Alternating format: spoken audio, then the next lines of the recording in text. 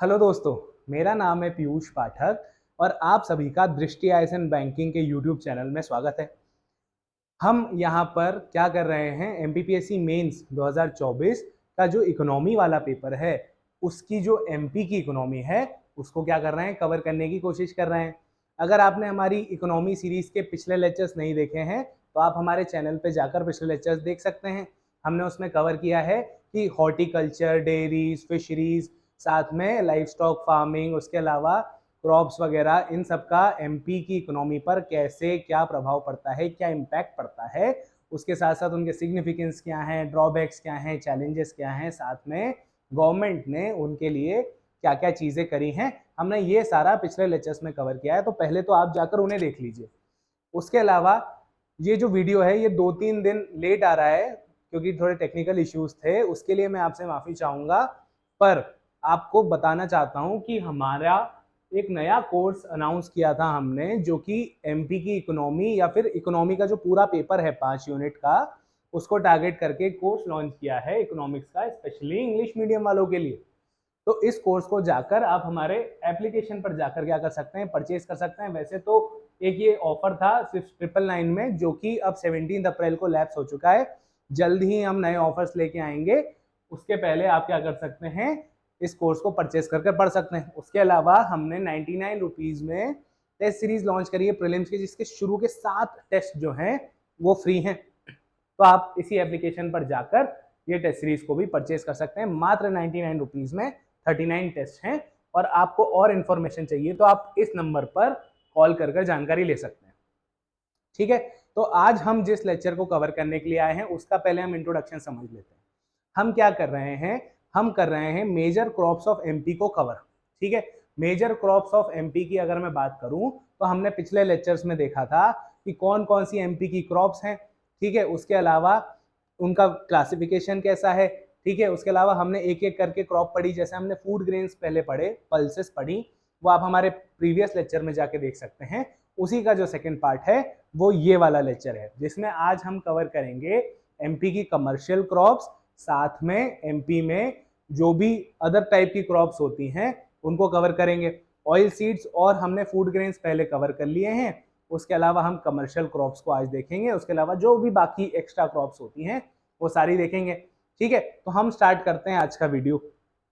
ठीक है, तो ये टॉपिक हमने लिखा हुआ है, टॉपिक है मेजर क्रॉप्स ऑफ एमपी को हम कवर कर रहे हैं। तो चलिए स्टार्ट करते हैं। अगर आपने पिछला लेक्चर नहीं देखा है तो पहले उसको जाके देख लीजिए, तो होलसम आपको एक इन्फॉर्मेशन मिल जाएगी एमपी के क्रॉपिंग सिस्टम को लेकर। ठीक है, तो एक तो ऑयल सीड्स जो हमारी बाकी हैं, हमने पल्सेस और फूड ग्रेन्स को कवर किया है। उसके बाद एक कमर्शियल क्रॉप्स, ये दो तरीके की क्रॉप्स हमारी रह गई थी, तो आज हम इसको इस लेक्चर में पूरा करेंगे। अगर मैं बात करूं oil seeds of MP, oil crops कौन सी होती हैं जिन क्रॉप्स को प्रोसेस कर कर ऑयल उनसे निकाला जा सके, तो ऐसी क्रॉप क्या हो जाती हैं, ऑयल बेयरिंग क्रॉप्स हो जाती हैं। आपने देखा होगा जैसे सरसों का तेल आता है तो कहां से आता है, सरसों के पेड़ से जो जो भी उसमें से जो रॉ मटेरियल आता है उसको प्रोसेस करके सरसों का तेल निकलता है। सोयाबीन का तेल आता है। ठीक है, तो ये सारी चीजें कहां से निकलती हैं, इसी जगह से। अब अगर मैं देखूं तो मध्य प्रदेश में मेजर ऑयल क्रॉप्स कौन सी है, तो मेजर ऑयल क्रॉप्स में सबसे पहले राई और मस्टर्ड, उसके बाद ग्राउंडनट जिसे आप मूंगफली कहते हैं, उसके अलावा लिनसीड और सोयाबीन।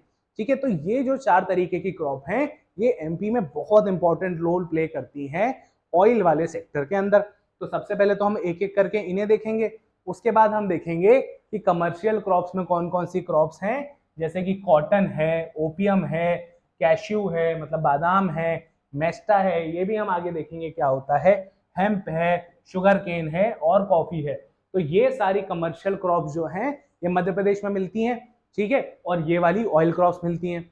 तो ये आज के लेक्चर में हम कवर करने वाले हैं कि क्या क्या इनका एरिया ऑफ प्रोडक्शन है, क्या इन्हें क्लाइमेट चाहिए होता है, साथ में क्या इनका कितना एरिया में ये प्रोड्यूस हो रही हैं, कितना मेट्रिक टन इनका प्रोडक्शन हो रहा है, साथ में किन डिस्ट्रिक्ट्स में ये प्रोड्यूस हो रही हैं, ये सारी चीजें आज हम कवर करेंगे। तो हम आगे चलते हैं। सबसे पहले देखते हैं कि जो एमपी है, सबसे पहले तो ओवरव्यू देख लेते हैं। जो एमपी है उसकी कौन सी रैंक है, फर्स्ट रैंक है। किस चीज में रैंक है फर्स्ट, ऑयल सीड प्रोडक्शन में। ठीक है, तो ऑयल सीड्स प्रोडक्शन में एमपी फर्स्ट रैंक रखता है। क्यों रखता है, क्योंकि 27% ऑफ द ऑयल सीड्स जो हैं इंडिया की वो कहाँ से आती हैं, एमपी से आती हैं। इसलिए एमपी का रैंक क्या है, फर्स्ट। आपको बहुत ध्यान से इस फैक्ट को याद करना है और अपने मेंस के आंसर कॉपी में लिख के आना है।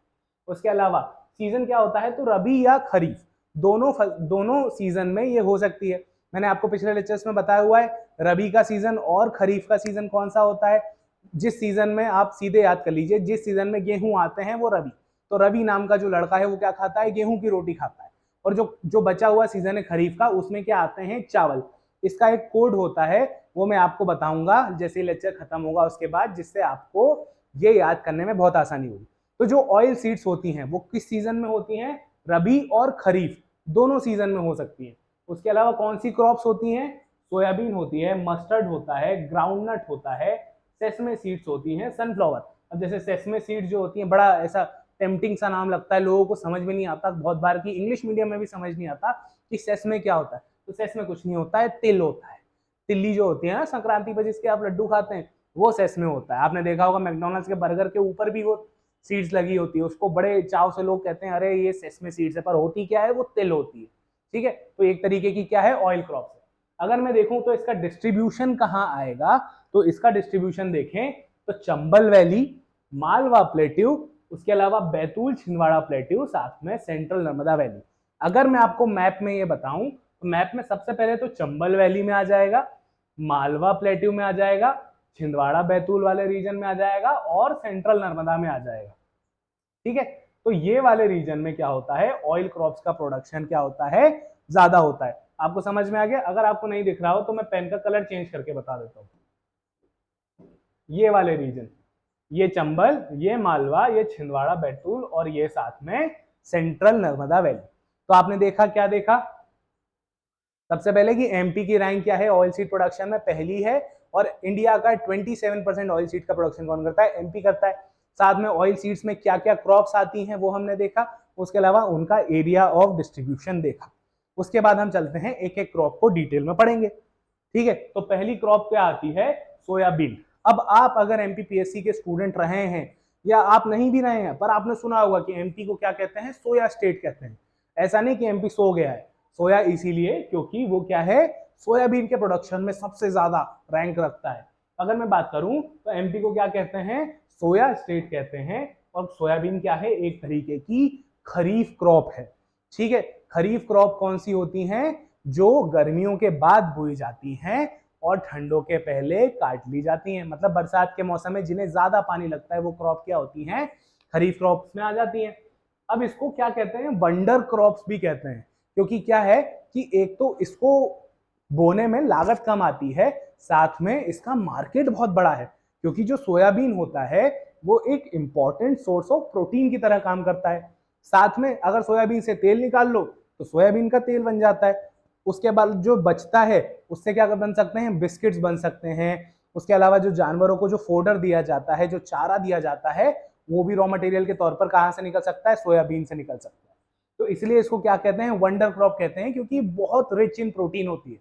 अगर आप कभी जिम जाएंगे तो आपको जिम वाले क्या बोलेंगे, सोया चंक्स खाया करो। सोयाबीन की बड़ी की सब्जी आप खाते होंगे, अगर आप मालवा वाले रीजन से खासकर बिलोंग करते हैं तो यहाँ वो सब्जी खासी खाई जाती है। ठीक है, इसके बाद अगर मैं देखूं कंडीशन क्या लगती है सोयाबीन के लिए, तो 20 से 35 डिग्री टेम्परेचर चाहिए होता है। ठीक है, तो बहुत ज्यादा गर्मी भी नहीं और बहुत ज्यादा ठंड भी नहीं। रेनफॉल कितनी चाहिए होती है, 70 से 120 सेंटीमीटर, 70 सेंटीमीटर टू 120 सेंटीमीटर।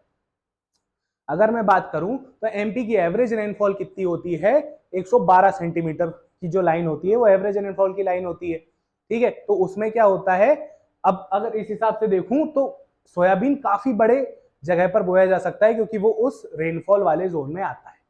उसके बाद देखूं प्रोडक्शन कितना है, लगभग 50% ऑफ द कंट्रीज प्रोडक्शन, लगभग 50 से 52% जो सोयाबीन का प्रोडक्शन है वो कहां से हो रहा है, आपके मध्य प्रदेश से हो रहा है, अपने मध्य प्रदेश से हो रहा है।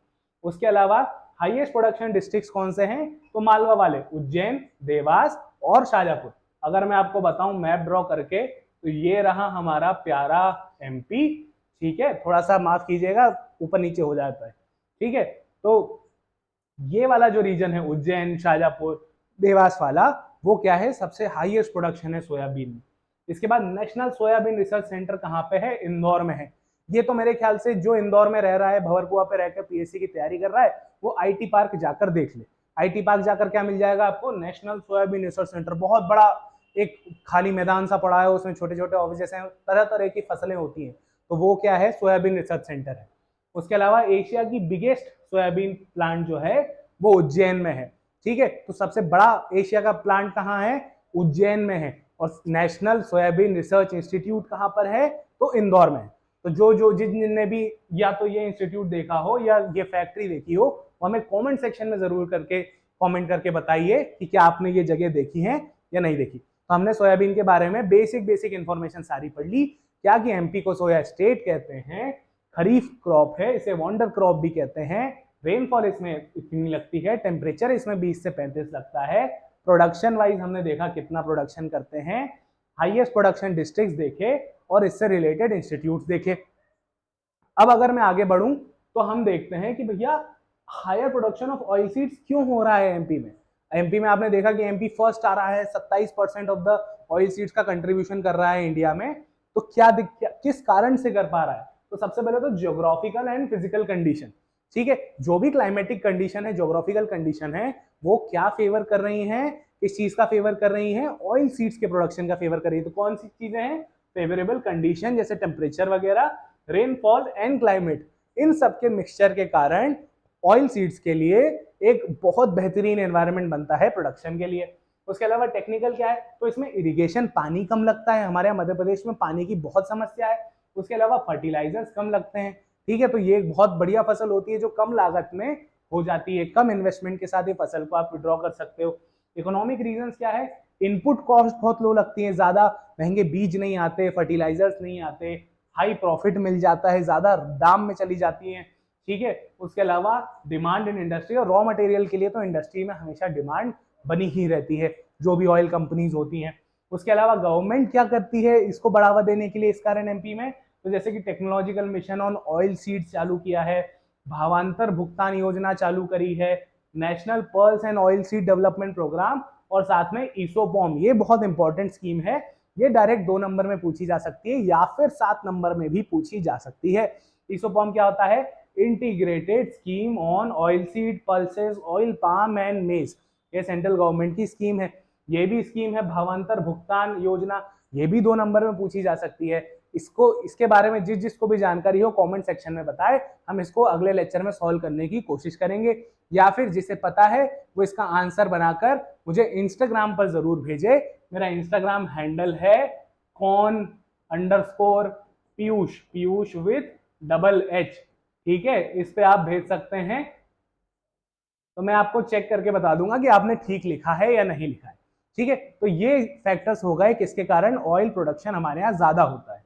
अगर मैं आगे बढ़ूं, अगला कौन सी फसल है? तो अगली जो क्रॉप है वो है राई एंड मस्टर्ड। ये क्या होता है? It is second after soybean in oil seeds. क्या रैंक रखती है? सेकेंड रैंक रखती है। उसके अलावा एक तरीके की रबी क्रॉप है। तो मैंने क्या बताया था? रवि नाम का लड़का जो है वो क्या खाता है? गेहूं खाता है। तो ये भी किस चीज के साथ होते हैं? गेहूं के साथ इनका प्रोडक्शन, वीट के साथ इसका प्रोडक्शन होता है। मतलब अप्रैल, मार्च, अप्रैल, फरवरी, मार्च, अप्रैल में क्या होता है? इनको हार्वेस्ट कर कर बेच दिया जाता है। इसके बाद प्रोडक्शन की बात करूं तो 1936,000 मेट्रिक टन 2022-23 के हिसाब से राई मस्टर्ड का प्रोडक्शन कितना रहा है? इतना रहा है। उसके अलावा हाईएस्ट प्रोडक्शन डिस्ट्रिक्ट्स में बात करूं तो चंबल वाला रीजन, मुरैना, भिंड और श्योपुर। ठीक है, इसका जो डी ऑयल्ड केक रहता है used as a cattle food. The oiled cake मतलब इसको कंप्रेस करके सारा ऑयल निकाल लेते हैं और उसके बाद जो केक जैसा बचता है, ठीक है, क्रीम नहीं होती उसमें, खाने वाला केक नहीं, जो उसका जो ऑयल निकालने के बाद रॉ मटेरियल बचता है उसको किस चीज में इस्तेमाल करते हैं? कैटल फूड्स में। अगर मैं एरिया देखूं तो नॉर्दर्न एमपी, पूरा चंबल वाला रीजन, चंबल वैली, मंदसौर, टीकमगढ़, मतलब ऑलमोस्ट ये वाले रीजन में क्या होता है? राई मस्टर्ड का प्रोडक्शन एमपी में सबसे ज्यादा होता है। अगर मैं आगे बढ़ूं, अगली क्रॉप जो है ग्राउंड नट है। अगर आप इसे मालवा में बैठे हुए देख रहे हैं तो मालवा वाले रीजन में, ब्लैक सॉइल वाले रीजन में ग्राउंडनट का प्रोडक्शन बहुत ज्यादा होता है। आपने देखा होगा गांव में लोग ऐसी मूंगफली सेक के और चबूतरे पे लेके बैठ जाते हैं मूंगफली खाने। क्यों? क्योंकि प्रोडक्शन बहुत है, हर कोई अपने खेत में बो लेता है। तो एक तरीके की क्या है? खरीफ क्रॉप है जिसका प्रोडक्शन 0.35 मिलियन टन है। इसके हाईएस्ट डिस्ट्रिक्ट ऑफ प्रोडक्शन है शिवपुरी, छिंदवाड़ा, बड़वानी, और इसका डिस्ट्रीब्यूशन है निमाड़, सतपुड़ा और बुंदेलखंड। मतलब ऑलमोस्ट ये वाला रीजन, ब्लैक सॉइल वाला, अलुवियल सॉइल वाला रीजन जो है वो किसके लिए फेवरेबल है, ग्राउंड नट के लिए फेवरेबल है। उसके अलावा लिनसीड जो अलसी होती है वो भी एक तरीके की क्या है, रबी क्रॉप है। कौन सी, गेहूं के साथ जो रही है। रवि नाम का लड़का क्या खाता है, गेहूं की रोटी खाता है। उसके अलावा टॉप प्रोड्यूसिंग डिस्ट्रिक्ट में बात करूं तो रीवा, रीवा मतलब ऑलमोस्ट यहाँ eastern side of the MP आ गया, और इसका डिस्ट्रीब्यूशन नॉर्थ ईस्ट बेल्ट और साउथ ईस्ट बेल्ट, मतलब ये पूरी छतरपुर, पन्ना, सतना, रीवा, सीधी, सिंगरौली, और साउथ ईस्ट में छिंदवाड़ा, सिवनी, मंडला, बालाघाट, डिंडोरी, इस वाले रीजन में क्या होती है, अलसी बहुत ज्यादा होती है। ठीक है, तो आपने क्या देखी, चारों तरीके की क्रॉप्स देख ली, जो ऑयल क्रॉप्स हैं वो सारी देख ली। ठीक है, अब हम आते हैं कमर्शियल क्रॉप्स। कमर्शियल क्रॉप्स क्या होती हैं, वो क्रॉप्स जो बेचे जाने पर, जो सेल करे जाने पर एक अच्छा प्रॉफिट देकर जाएं, बड़ा मार्केट रखें, वो क्रॉप्स क्या होती हैं, कमर्शियल क्रॉप्स होती हैं।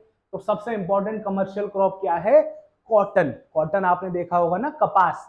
कपास में क्या होता है, कपास कैसा पेड़ होता है, आपने देखा होगा उसको, आप अगर कपास के बीज डाल दो तो एक फूल जैसा पौधा निकल आएगा, वो खुल जाएगा और उसके अंदर कपास आता है, उसके बीज भी होते हैं। तो आप उसमें से बीज को निकाल लेते हो और कपास जो कॉटन होता है उसको निकाल लेते हो। कॉटन के बहुत सारे काम होते हैं, मेडिसिन वाली फील्ड में जब डॉक्टर आपको चोट लग जाती है तो रुई लगा देता है, वहां काम आता है। दीपक की बत्ती बनाने के लिए काम आता है। घर पे आपने देखा होगा महिलाएं क्या करती रहती हैं, दीपक की बत्तियां बनाती रहती हैं, तो वहां पर कॉटन आता है। तो कॉटन क्या है, एक तरीके की क्या है, खरीफ क्रॉप है, मतलब गर्मियों के बाद बोई जाएगी और ठंडों के पहले हार्वेस्ट कर ली जाएगी। इसको क्या कहते हैं, व्हाइट गोल्ड कहते हैं, क्योंकि ब्लैक सॉइल में सबसे ज्यादा और सबसे बेहतर प्रोडक्शन कौन देता है, कॉटन देता है। ठीक है, इसकी कंडीशन क्या है, तो किस तरीके का प्लांट है, ट्रॉपिकल प्लांट है। अगर आपको ट्रॉपिकल टेम्परेट में अंतर नहीं पता, तो जो 23 डिग्री साउथ और 23 डिग्री नॉर्थ के बीच में जो एरिया आता है उसे क्या कहते हैं, ट्रॉपिकल एरिया। तो इस वाले रीजन में क्या होता है, कॉटन बहुत ज्यादा होती है। टेम्परेचर इसका 20 से 35 डिग्री के बीच में इसको फेवरेबल टेम्परेचर है। कॉस्ट और हेल फ्री डेज चाहिए होते हैं इसको, लगभग 200 दिन ऐसे चाहिए होते हैं जहां ओस ना गिरे, ठीक है, ओले ना गिरे, ऐसे इसको लगभग 200 दिन चाहिए होते हैं। तो ऐसे करके प्रोडक्शन इसका बहुत बेहतर होता है। और कहाँ होती है, ये ब्लैक सॉइल में होती है। लगभग कितना एरिया कवर किया है, 560,000 हेक्टेयर्स का एरिया है। और टॉप प्रोड्यूसिंग एरिया कौन से हैं, निमाड़ वाले, जो खरगोन, बड़वानी और खंडवा। अगर मैं बात करूं एमपी का मैप बना के यहाँ बना हुआ है, तो बड़वानी, खरगोन और खंडवा, इस वाले रीजन में क्या होता है, कॉटन का प्रोडक्शन सबसे ज्यादा होता है। हम ये भी देखेंगे इस लेक्चर के आखिरी में कि किस तरीके के क्वेश्चन बन सकते हैं, मैं आपको बताऊंगा उन्हें कैसे सॉल्व किया जा सकता है। ठीक है, तो जैसे आपने कॉटन पढ़ा तो इसे ध्यान रखिएगा, इसका एक क्वेश्चन मैंने आखिरी में डाला हुआ है। ठीक है, अगर मैं डिस्ट्रिक्ट वाइज बात करूं तो खरगोन में 37% का प्रोडक्शन है। उसके अलावा धार में 16%, खंडवा में 10%, बड़वानी में 10 और बुरहानपुर में 7% का कॉटन का प्रोडक्शन होता है। इसके अलावा अगर मैं बात करूं, अगली कमर्शियल क्रॉप जो है वो है क्या, शुगर केन। शुगर केन मतलब गन्ना। गन्ने से क्या बनता है, जैगरी, और जैगरी मतलब गुड़, और गुड़ से क्या बनती है, शक्कर। और गुड़ का क्या करते हैं, गुड़ गोबर करके आ जाते हैं लोग पेपर में, क्योंकि ध्यान से पढ़ते नहीं है। तो जिसका भी ध्यान इस लेक्चर पर से छूट गया उसको ध्यान से देखिए। ठीक है, तो शुगर केन 1 ईयर क्रॉप होती है। ठीक है, लगभग शुगर केन को अगर आपने बोया है तो आप उस पूरे साल कोई और क्रॉप उस खेत में नहीं कर सकते, क्योंकि शुगर केन पूरा एक साल लेके जाता है। क्या कंडीशंस होती हैं उसके लिए, ट्रॉपिकल, सब ट्रॉपिकल क्रॉप है, मैंने बताया आपको ट्रॉपिकल कौन सा रीजन होता है। 100 से 200 सेंटीमीटर की रेनफॉल लगती है, और कितने थाउजेंड हेक्टेयर्स में, 59,000 हेक्टेयर्स में इसका एरिया है, अगर मैं मध्य प्रदेश की बात करूं। टॉप प्रोड्यूसिंग डिस्ट्रिक्ट इसका है नरसिंहपुर। पीएससी में डायरेक्ट क्वेश्चन आ गया था कि एमपी के शुगर केन प्रोड्यूसिंग डिस्ट्रिक्ट का नाम लिखिए, तो आपको क्या पता होना चाहिए था, नरसिंहपुर, जो कि यहाँ कहीं आता है। उसके अलावा जो कमर्शियल क्रॉप होती है वो होती है हेम्प। हेम्प को आप बोलचाल की भाषा में क्या कहते हैं, गांजा। हाँ जी, ये वही गांजा है जिसको पी के लोग क्या हो जाते हैं, मस्त हो जाते हैं। इसलिए बुरहानपुर को क्या कहते हैं, एमपी में फैक्ट जब पढ़ते हैं, गंजेड़ियों का स्वर्ग कहते हैं, क्योंकि वहां पे गांजे का प्रोडक्शन, हेम्प का प्रोडक्शन बहुत ज्यादा होता है। तो कहाँ होता है, खंडवा और बुरहानपुर, मतलब इस वाले रीजन में क्या होता है, हेम्प होता है। ठीक है, अगली अगर क्रॉप में देखूं अगली क्रॉप है ओपियम। ओपियम, ओपियम कहाँ होती है, एक तरीके से मेडिसिनल प्लांट होता है नीमच मंदसौर वाले रीजन में। सिर्फ इस वाले रीजन ऐसा है जहां पर ओपियम का प्रोडक्शन होता है। ओपियम का जो मार्केट है वो मेडिसिनल मार्केट बहुत ज्यादा है, साथ में गवर्नमेंट कंट्रोल्ड मार्केट है।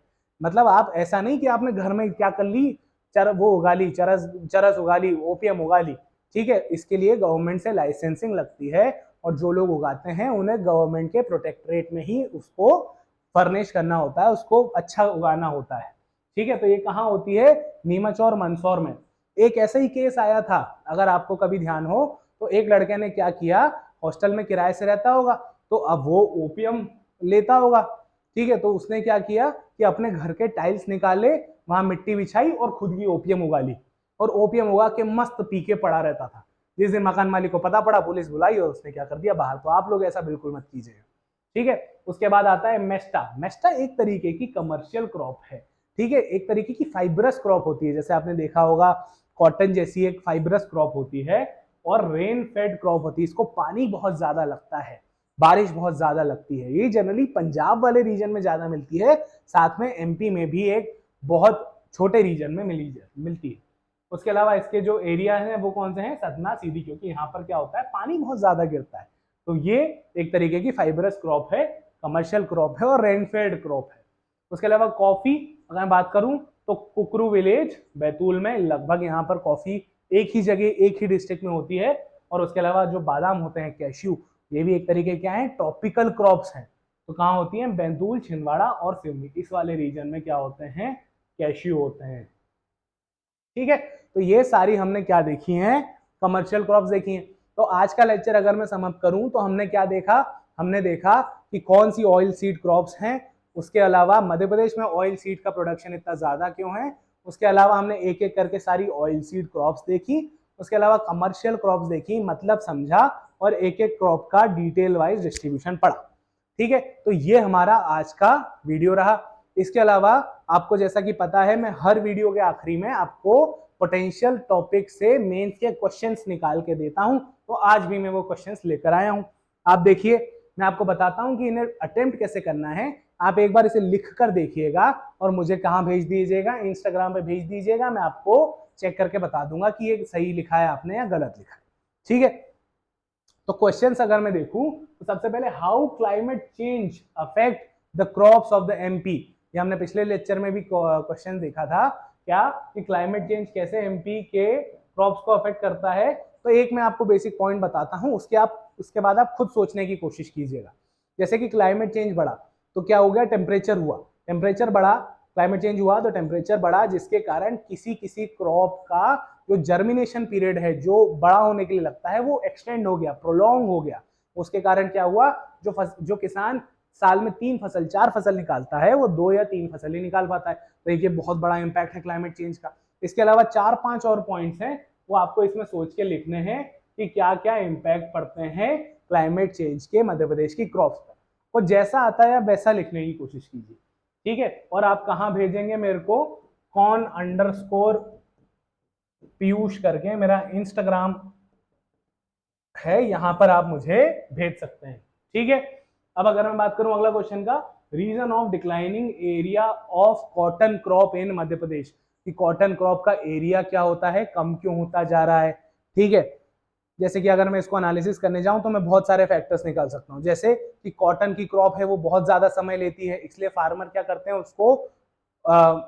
उसको उगाना कम पसंद करते हैं।